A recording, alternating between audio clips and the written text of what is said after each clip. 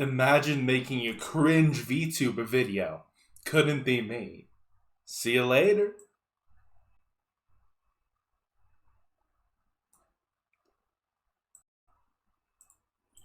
Wait a second!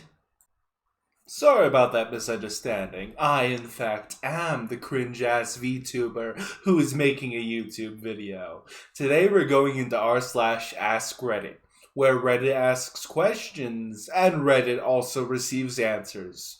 Some may be cursed, some may be interesting, and some might infuriate you. Now do a like and subscribe, and let's get started, shall we? If you could place any object on the surface of Mars purely to confuse NASA scientists, what would it be?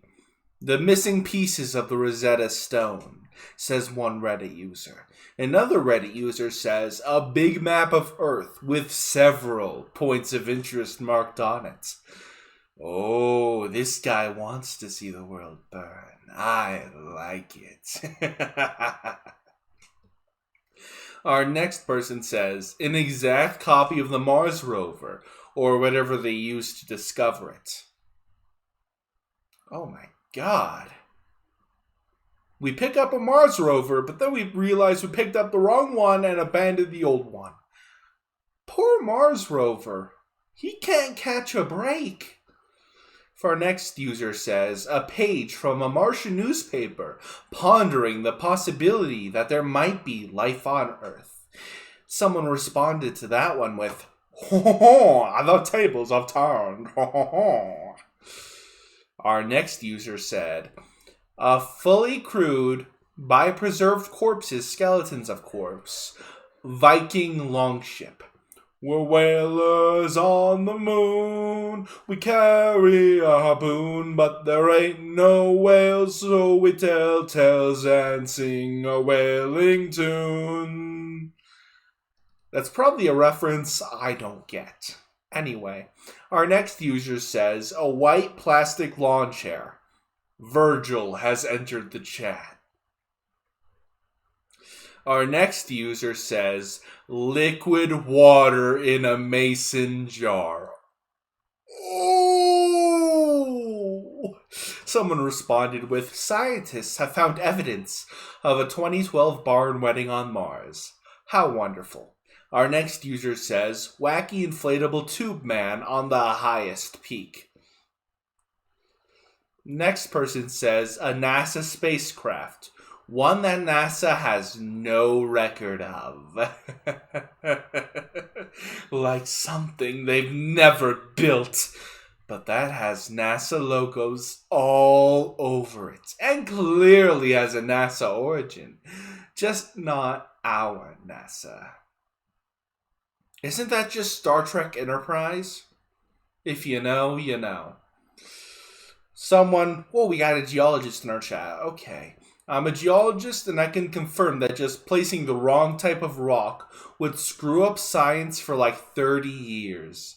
I often pick up rocks that I know only occur in specific areas and leave them somewhere that would be naturally impossible in the hopes that it will break a geochemist's mind when they find it. Hello, Satan! How you doing? I'd like to say I'm a huge fan. Haha. Okay. Next person says Soviet-era spacesuit with a skeleton. Just slap the word Rasputin on there and we'll have everyone up in a huff. Whew. Our next person is $200,000, a parachute, and the body of D.B. Cooper. I'm going to get flamed so hard for this, but who the hell is D.B. Cooper? Who the hell is D.B. Cooper? Okay, anyway, on to the next one. We got NASA themselves taking notes. Oh, that's glorious. Like, the literal NASA account for Reddit is in this comment section. Just wrote down a role-playing style, taking notes. They're going to be prepared, people. They are going to be prepared, I tell you.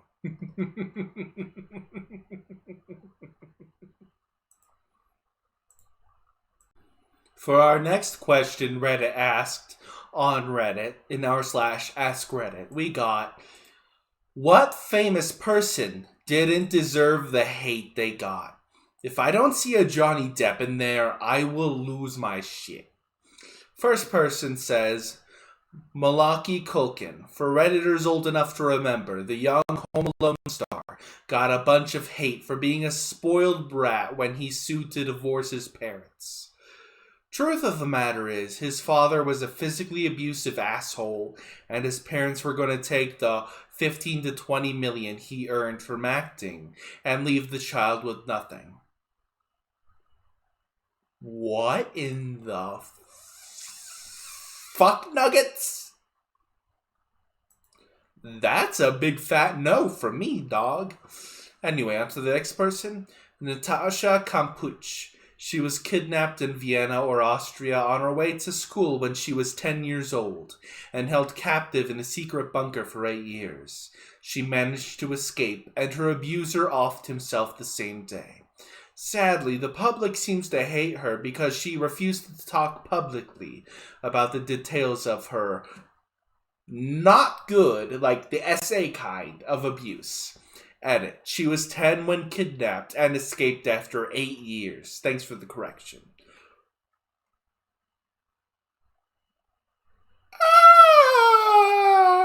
No.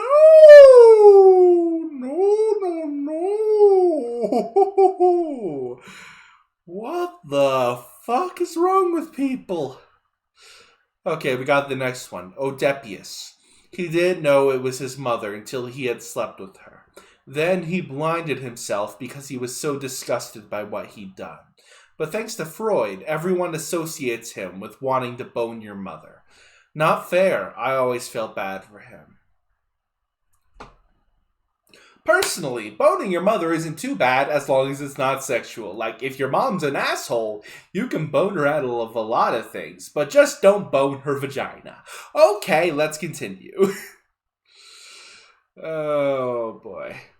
The child stars that went off the rails. They didn't ask for fame.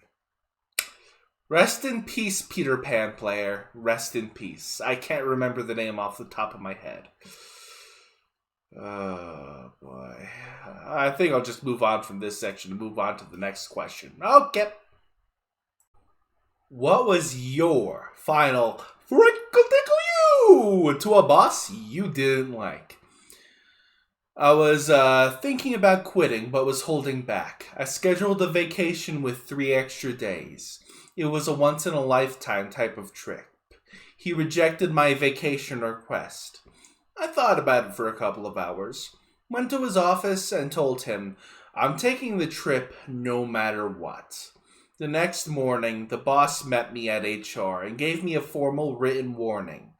I responded by giving him my 2 weeks' notice. They apologized and tried to convince me not to leave, but by then, it was too late. One of the cooks was from Nepal and needed a month off to go home and get married. HR denied his request for the time off. I, the executive sous chef, threatened to quit if they didn't give it to him. His home was so remote that it was going to take a week's worth of travel to and from. So it was just 2 weeks with his family for the first time in 5 years, and to get married. I found it ridiculous they wouldn't let a man who hadn't taken any vacation and had earned enough PTO to go home for these events, especially during our slow season. I did something similar to a smaller degree. I booked a day off work like a month in advance. Got approved, then shortly after I handed in my 2 weeks' notice. So he scheduled me for the day I asked off. I tried to get others to cover, in which they were happy to, but he said, "Nope, it has to be your shift." After finding multiple solutions he wasn't happy with, I said, "Oh, look, it's the last day of my last week. I'm not gonna be there that day." He replied, "Okay," then updated the schedule and removed all of my remaining shifts. I was on a day off, but a coworker told me, so I came into work and we had a yelling match for an hour before they escorted me out. Bullshit, boss! That's all I have to say to that. On my last day at the bowling alley, I sent an email to the head office detailing all the stuff he'd been up to, but everyone was too afraid to report, including trying to fire someone when he found out she was pregnant, and that's a big no-no in my country. I heard later that the next day, the regional manager and a couple of executives turned up for a surprise inspection. He's found in the office having backed a 16-year-old female colleague in the corner, screaming at the top of his lungs with his big, red, vein, throbbing face touching hers. She was distraught and obviously crying her eyes out. The manager was escorted off the premises and then never heard from again. Wonderful. I worked at a dry cleaner for a summer. Front desk, cash under the table type of job. I worked 50 hours one week, and he told me he'd pay me time and a half for the OT. I go into work on payday, and my cash envelope is not in the drawer. I called him and asked him about it, and he told me he couldn't pay me for my work yet. I kindly informed him that I was taking the money I was owed and locking up shop, and left. As for my life goes, it was the poopiest job I ever took. Long hours, a lot of crunch time, no company vehicle, and a lot of travel. Every time I'd go to a different site, I would get like 20 different phone numbers from various people, the people I was communicating with. Anyway, so all of the contacts for these people was on my company phone that was synced up to my personal Gmail, which stored all the phone numbers. At some point, management decided my job was redundant and decided to lay me off without notice and without severance. First thing I did was wipe my company phone before handing it over. A few days later, they called me asking where all the contact information was stored. Sorry, I don't work for you anymore. I don't owe you shit. Now kindly go get bent over your nearest bull.